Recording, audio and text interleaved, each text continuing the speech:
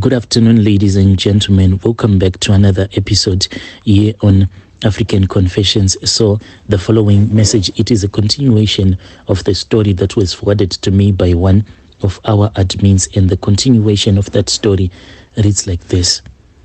What I felt on that night, my brother, when that evil force was pressing me down, I don't know how to properly explain it in English, but those who understand what I am trying to say, they will know that everything that was happening to me, it was very spiritual.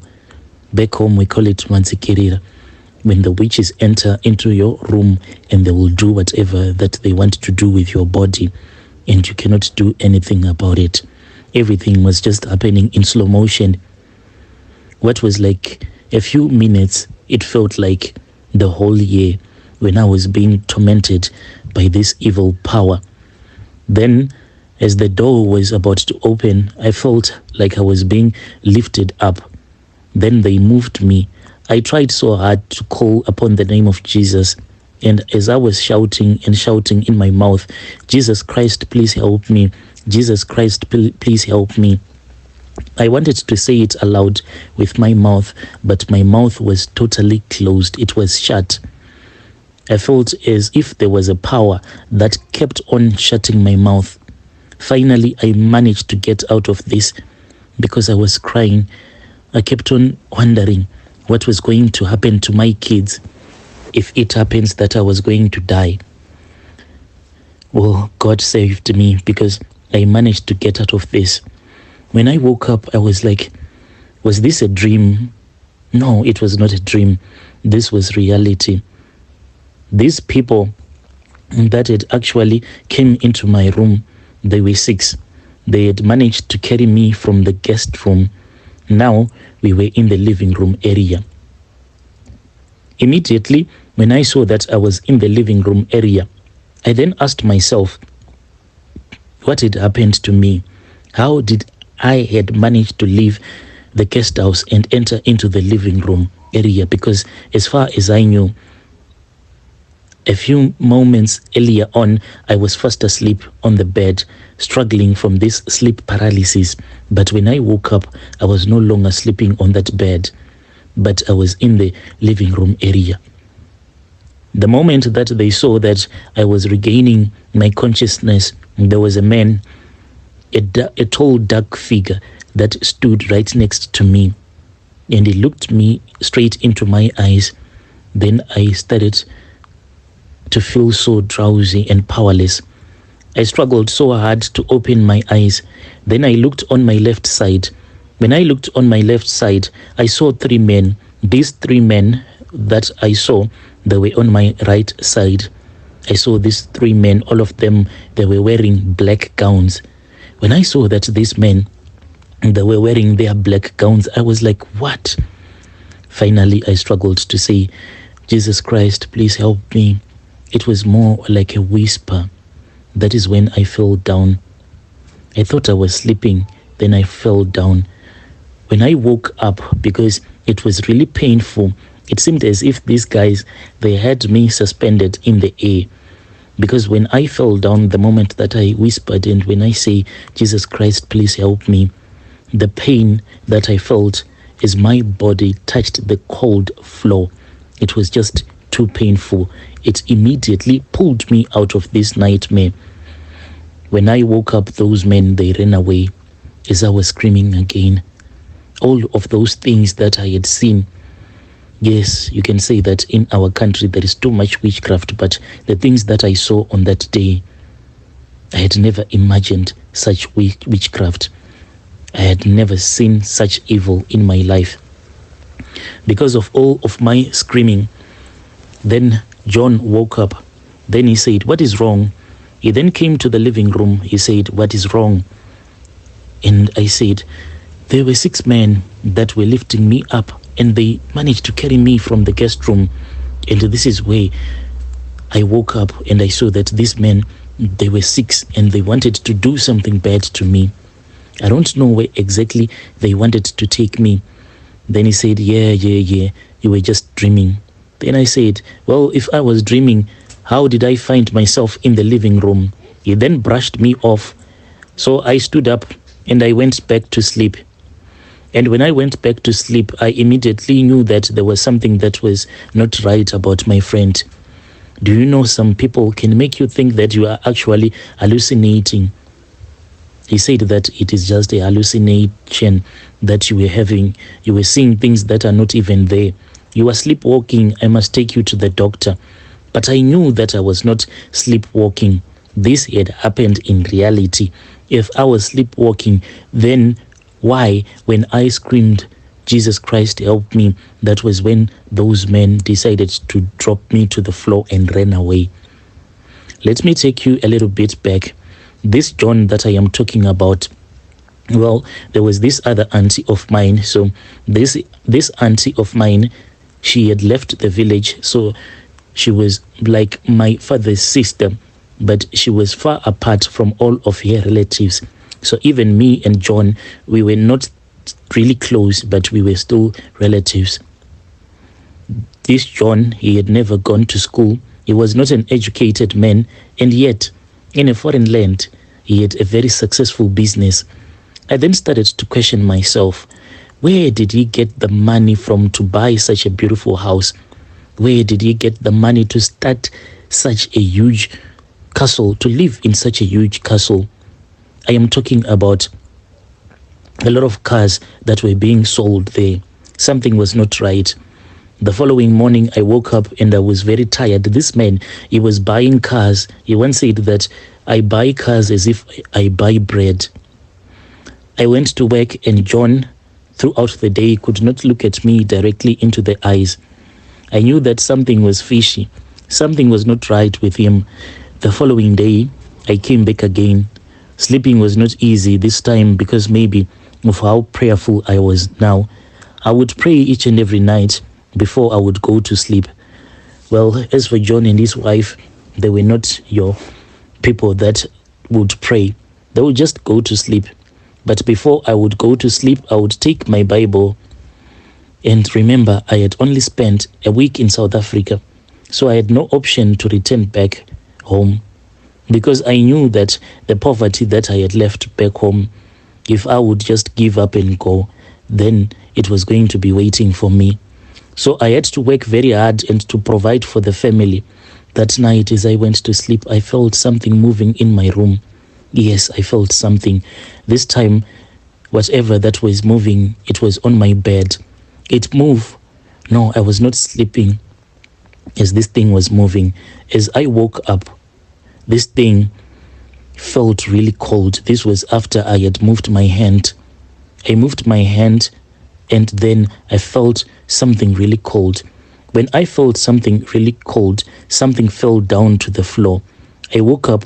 I was shocked to see a snake. But this snake, it had a diamond-shaped head. I had never seen such a thing in my life.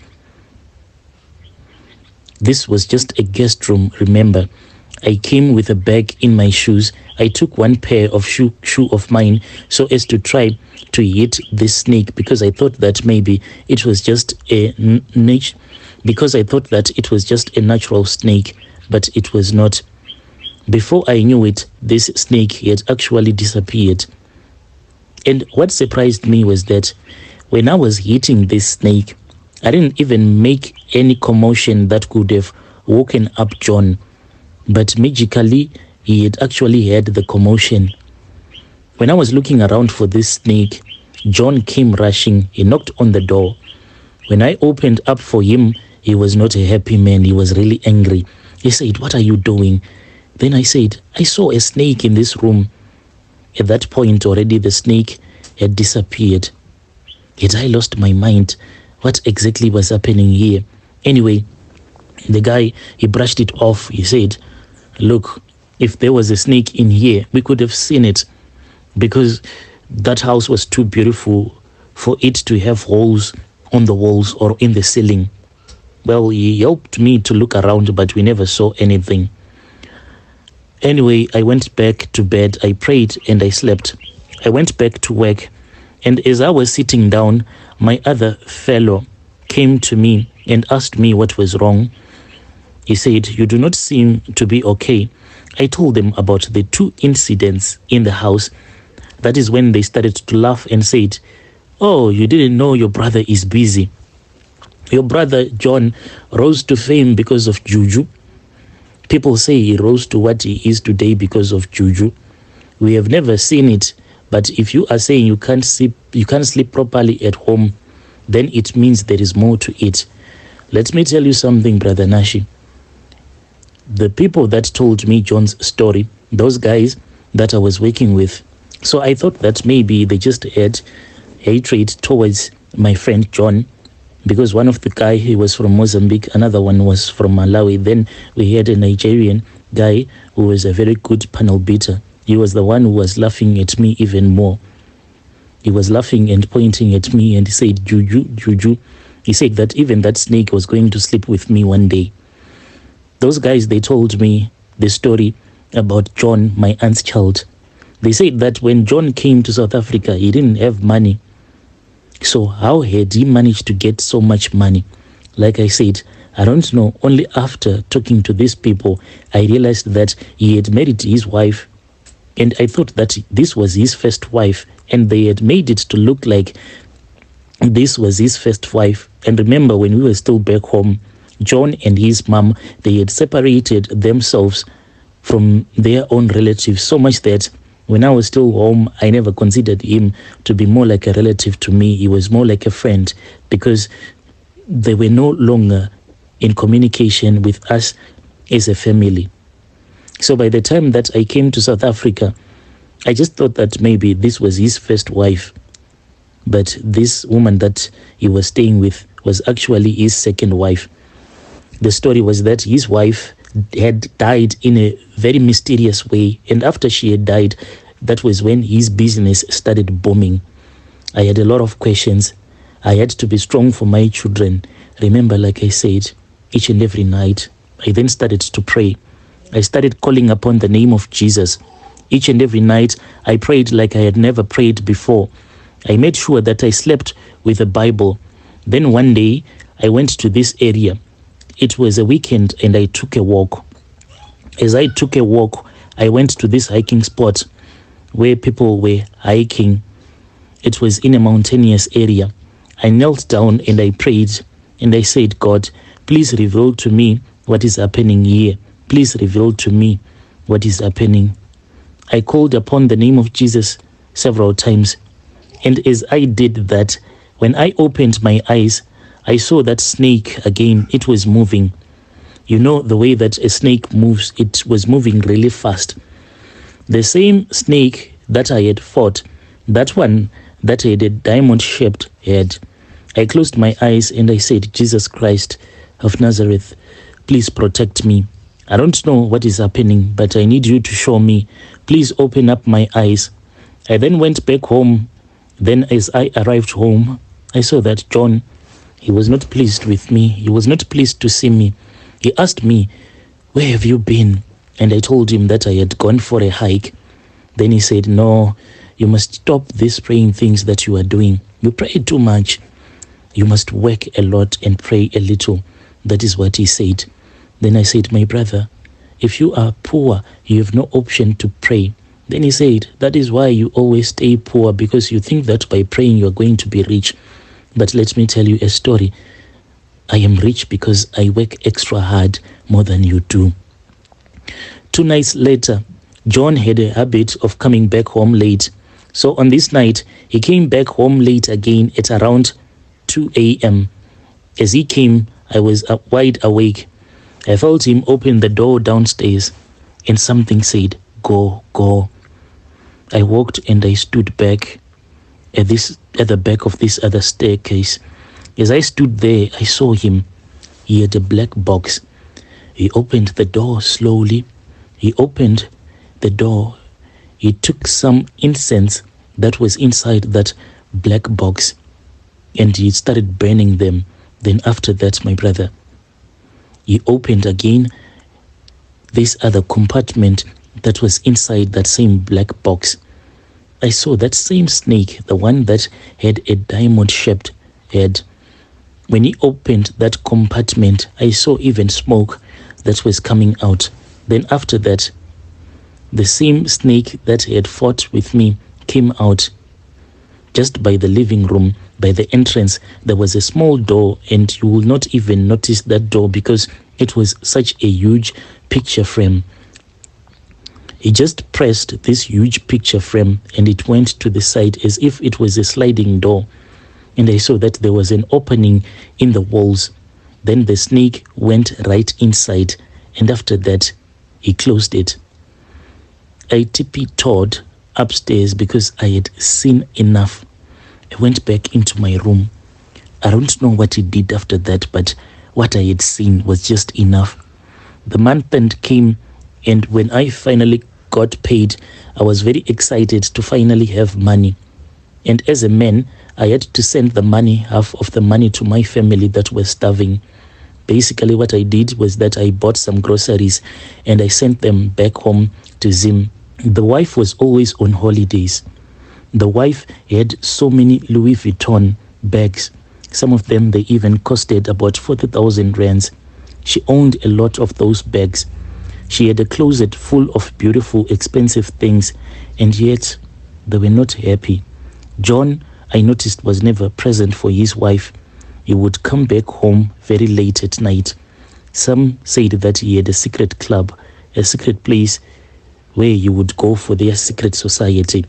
And those men with black gowns belonged to their society. I do not know if he wanted to sacrifice me on that night, but I left a year later.